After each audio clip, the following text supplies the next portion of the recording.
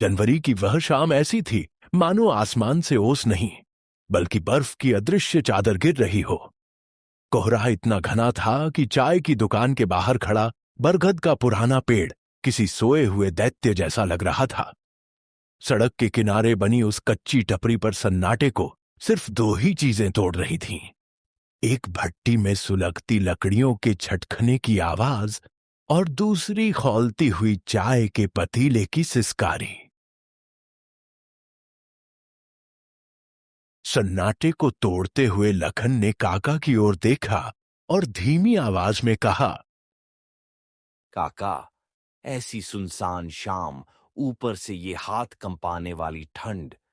लोग कहते हैं कि इस कोहरे में जब कोई अकेला चलता है तो उसे अपनी ही परछाई के साथ किसी और के चलने की आहट आती है। आप तो सालों से यहां हैं, क्या आज कोई ऐसी बात बताएंगे जिसे सुनकर ये ठंड भी कम लगने लगे? हाँ काका, सुनाइए ना। बहुत दिन हो गए, आपने कोई भूतिया कहानी भी नहीं सुनाई। आज सुनाए देव तो मजा आए जाए। काका ने अपनी पथराई आंखों से कोहरे की ओर देखा और बोले, बेटा, ठंड तो बाहर है, पर जो किस्सा मैं सुनाने जा रहा हूं उसे सुनकर तुम्हारे खून में भी बर्फ जम जाएगी। ये किस्सा मेरे दोस्त माधव और सुखराम का है। रात का समय था। आसमान में काले बादलों ने चांद को पूरी तरह ढक लिया था। शहर के बाजार से अनाज बेचकर लौट रहे माधव और सुखराम की बैलगाड़ी सुनसान जंगल के रास्ते से गुजर रही थी। सन्नाटे को चीरती हुई सिर्फ बैलगाड़ी के पहियों की चर्र चर्र और उनके गले में बंधी घंटियों की आवाज आ रही थी। गाड़ी के पीछे रखे खाली बोरे हवा से फड़फड़ा रहे थे। माधव गाड़ी के पिछले हिस्से में बैठा था, जबकि सुखराम बैलों को हाँक रहा था। सुखराम, सच कहूं तो इस बार उम्मीद कम ही थी। पिछले साल की ओलावृष्टि ने तो कमर ही तोड़ दी थी। याद है कैसे हम दोनों रात भर खेतों की मेड़ पर बैठकर रोए थे जब पूरी फसल बिछ गई थी। कैसे भूल सकता हूं माधव, उस वक्त तो लगा था कि जमीन बेचनी पड़ जाएगी। साहूकार का कर्ज और ऊपर से ये आसमान की मार। किसानी भी अब जुआ बन गई है भाई। कभी पानी नहीं बरसता तो कभी इतना बरसता है कि सब बहा ले जाता है।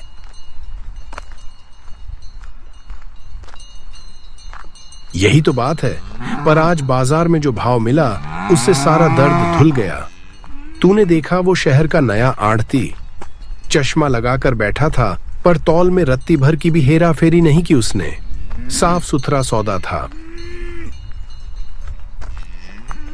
हाँ, सौदा तो खरा था, पर बाजार की भीड़ देखकर मेरा तो सिर चकराने लगा। कितनी मोटर गाड़ियां और कितना शोर। अपनी ये बैलगाड़ी और गांव की शांति ही भली है। पर एक बात बता, तूने वो सुना जो बाजार के नुक्कड़ पर लोग बातें कर रहे थे?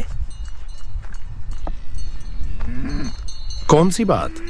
मैं तो गुद्ध की भट्टी के पास खड़ा था। यही कि इस साल नहर का पानी कम आएगा। अगर ऐसा हुआ तो अगली फसल के लिए फिर वही जद्दोजहद शुरू हो जाएगी। खाद के दाम पहले ही आसमान छू रहे हैं और ऊपर से ये पानी की किल्लत। अरे छोड़ ना यार, आज खुशी का दिन है। जेब गरम है तो आने वाले कल की फिक्र क्यों करना। गांव पहुंचते ही सबसे पहले घर की छप्पर ठीक करवाऊंगा और बच्चों के लिए नए कपड़े लाऊंगा। खेती की मुश्किलें तो साए की तरह हमारे साथ चलनी ही है। सुखराम की बातों ने हवा में एक अजीब सी ठिठुरन पैदा कर दी थी। बैलों की गले की घंटियां अब लय में नहीं, बल्कि ऐसे बज रही थीं जैसे वे भी घबरा रहे हों। दूर कहीं एक सियार के रोने की आवाज आई, जिसने सन्नाटे को और भी गहरा कर दिया। सुखराम ने कंबल को अपने कंधों पर और कस लिया और बैलों की लगाम को मजबूती से थाम लिया।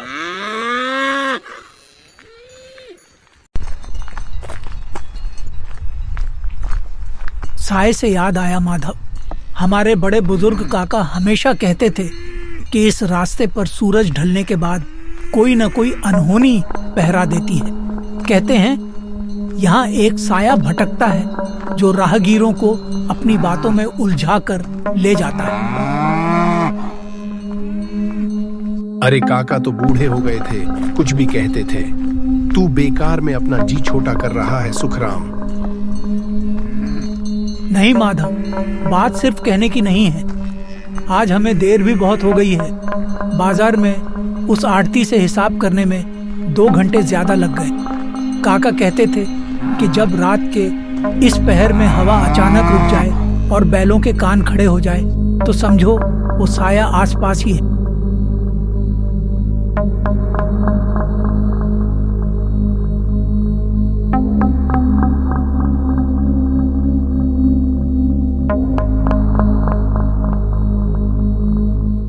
चुप कर भाई, ऐसी बातें मत कर।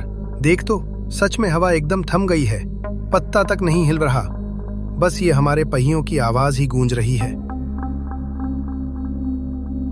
यही तो डरावनी बात है माधव। काका बताते थे कि वो साया पहले एक मुसाफिर बनकर गाड़ी के पीछे बैठता है और जैसे ही कोई पीछे मुड़कर उसे देखता है वो अपनी असली शक्ल दिखा देता है।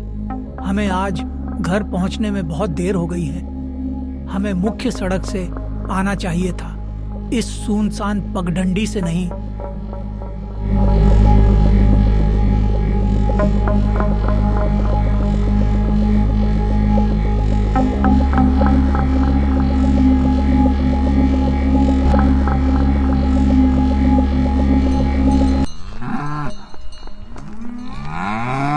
अभी सुखराम की बात हवा में गूंज ही रही थी कि अचानक बैलों ने एक जोरदार फूंकार मारी और एकदम से रुक गए।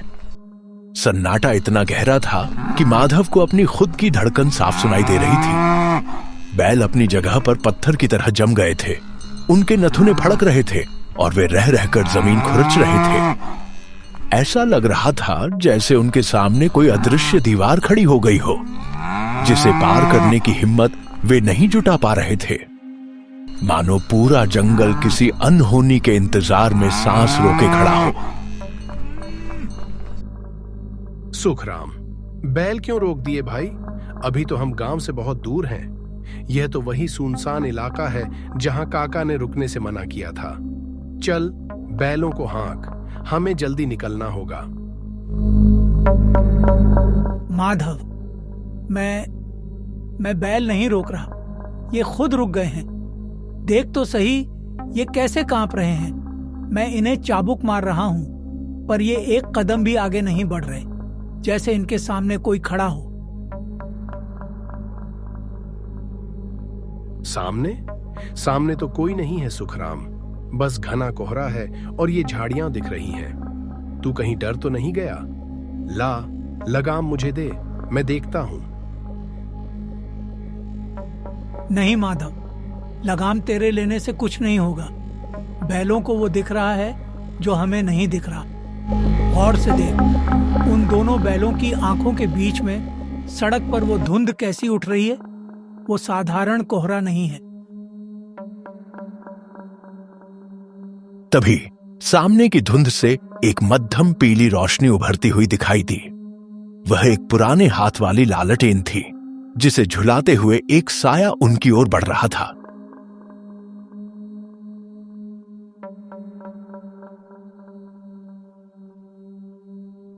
जब वह पास आया तो पीली रोशनी में एक बूढ़े आदमी का चेहरा उभरा। उसकी त्वचा सूखी लकड़ी जैसी झुर्रियों से भरी थी। हाथ में एक पुरानी लाठी थी। उसकी आंखों में एक अजीब सी चमक थी जो लालटेन की लौ में और भी डरावनी लग रही थी।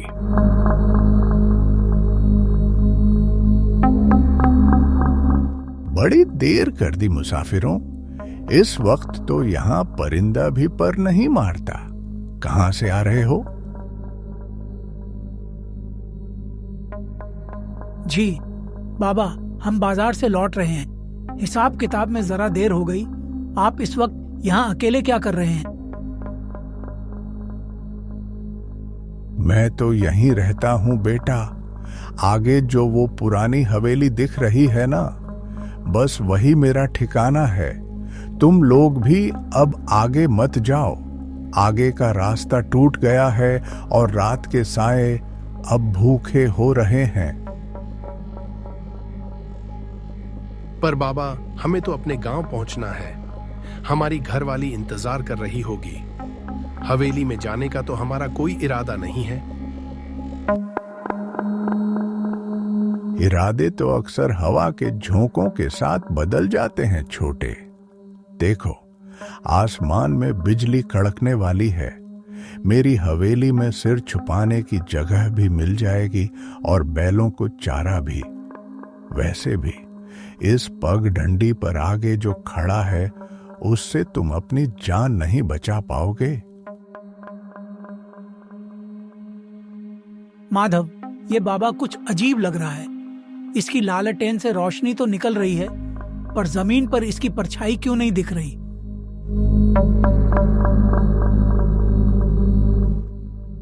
सुखराम की बात सुनकर माधव ने गौर से जमीन की ओर देखा।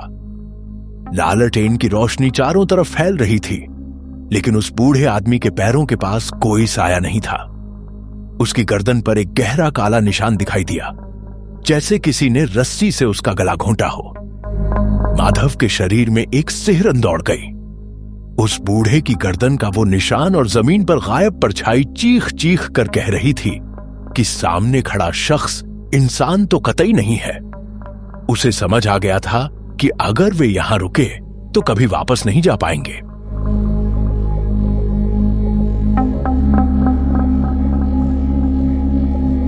नहीं बाबा, आपका बहुत बहुत धन्यवाद, पर हमें देर हो रही है। हमारे परिवार वाले फिक्रमंद होंगे।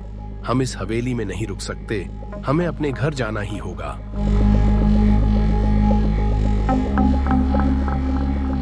जिद मत करो मुसाफिर, बाहर मौत का पहरा है। हवेली की दीवारें तुम्हें बचा लेंगी। एक बार भीतर तो आकर देखो, कैसा सुकून है वहां। नहीं बाबा, हमें जाने दो। पहले ही देर हो गई है। घर पर हमारी घरवाली इंतजार कर रही होगी। जाना चाहते हो? जाओ, पर याद रखना, मुड़कर पीछे मत देखना, क्योंकि जो पीछे छूट गया है वो अब तुम्हारे आगे खड़ा मिलेगा। सुखराम ने बैलों पर जोर से चाबुक चलाया। डरे हुए बैलों ने पूरी ताकत लगा दी और बैलगाड़ी उस बूढ़े को पीछे छोड़ते हुए तेजी से आगे निकल गई।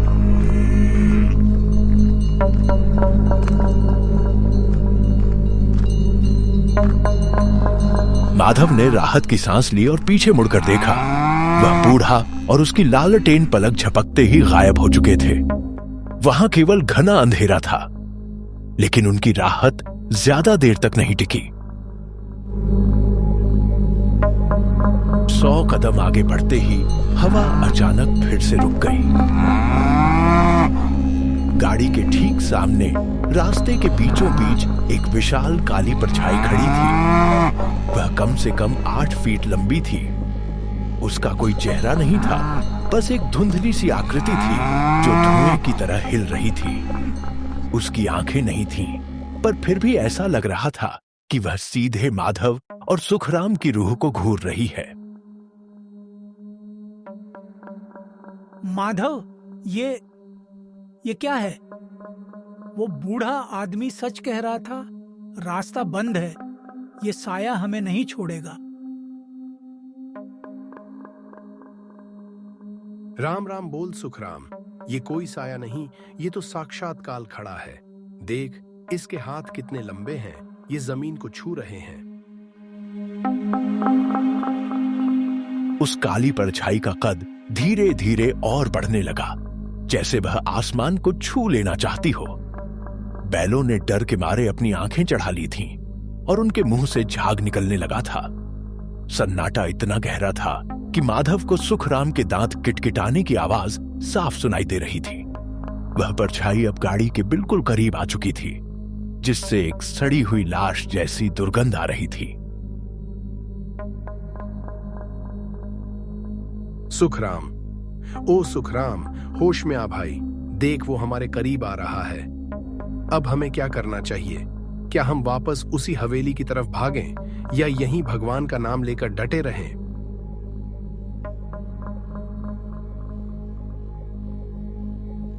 माधव, मेरे तो हाथ पांव पत्थर हो गए हैं। भागेंगे कैसे? बैल तो हिलने को तैयार नहीं है। काका कहते थे कि जब मौत सामने खड़ी हो तो इंसान को अपनी सबसे प्यारी चीज उसे सौंप देनी चाहिए। शायद ये साया हमसे कुछ मांग रहा है। सबसे प्यारी चीज? क्या मतलब?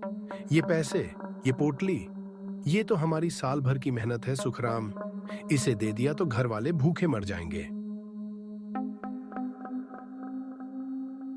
अरे जान बचेगी तो और कमा लेंगे माधव।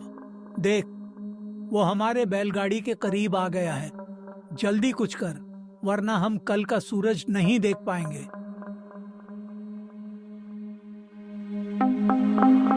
ऐसा है, तुझे क्या चाहिए? अगर तुझे ये माया चाहिए तो ले ले, पर हमें और हमारे इन बेजुबान जानवरों को छोड़ दे।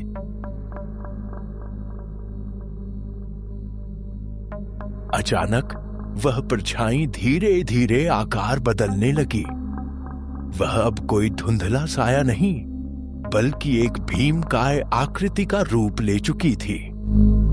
उसकी लाल दहकती हुई आंखें माधव के चेहरे पर टिक गईं। उसका असली रूप देख दोनों की रूह कांप गई।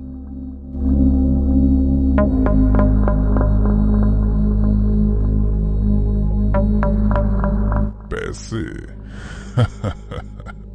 इन कागज के टुकड़ों और धातुओं का मैं क्या करूंगा? क्या इन सिक्कों से मेरी सदियों की प्यास बुझेगी? मुझे ये माया नहीं चाहिए माधव, मुझे तो गरम खून चाहिए। तुम्हारी रगों में दौड़ता हुआ वो खौफनाक खून।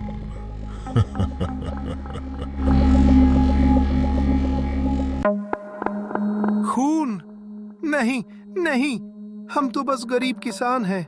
हमने तुम्हारा क्या बिगाड़ा है?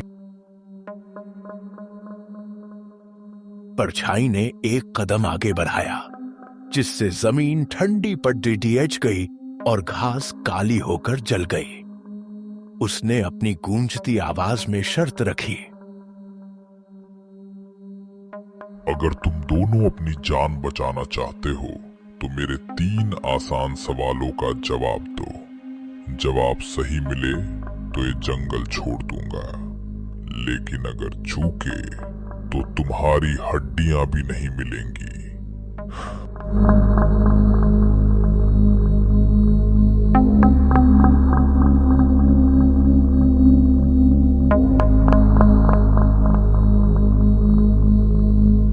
कैसा कैसा दिन आ गया है माधव।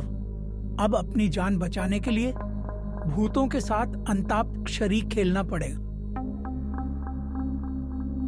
माधव और सुखराम ने एक दूसरे का हाथ कसकर पकड़ डिटिएच लिया। माधव बोला, पूछ अपनी पहेलियां। वो क्या है जो जितना ज्यादा आपके पास होगा आपको उतना ही कम दिखाई देगा? माधव का दम घुटने लगा था। उसने चारों तरफ देखा, कुछ सूझ नहीं रहा था। अचानक वह चिल्लाया, इस पहेली का जवाब है अंधेरा।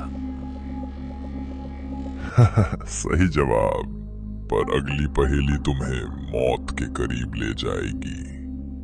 दूसरी पहेली, वो कौन सी चीज है जो गरीब के पास है और अमीर को चाहिए?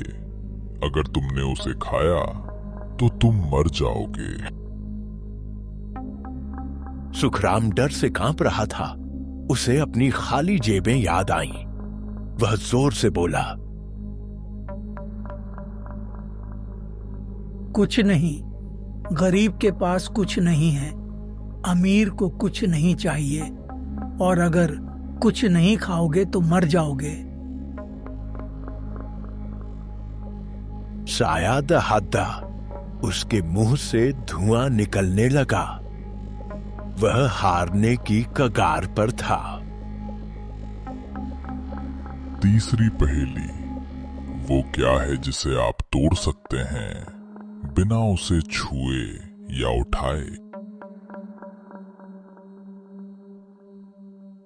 माधव ने आंखें बंद की और अपने घर, अपनी मां को याद किया। उसे याद आया कि उसने गांव छोड़ते वक्त मां से एक वादा किया था। उसने हिम्मत जुटाकर जवाब दिया। इस पहेली का जवाब है वादा। जैसे ही माधव ने आखिरी जवाब दिया, वह भीमकाय पर छाई आग के गोले की तरह फटने लगी। उसकी शर्त ही उसकी मौत बन गई।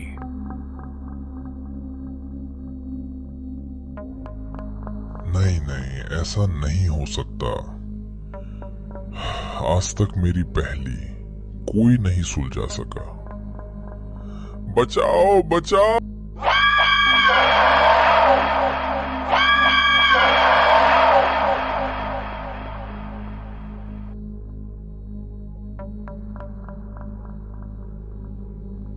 दोनों ने राहत की सांस ली और एक दूसरे की तरफ देखा और मन ही मन बोलने लगा, आज तो बच गए भाई, आगे कभी भी इस रास्ते से नहीं आएंगे।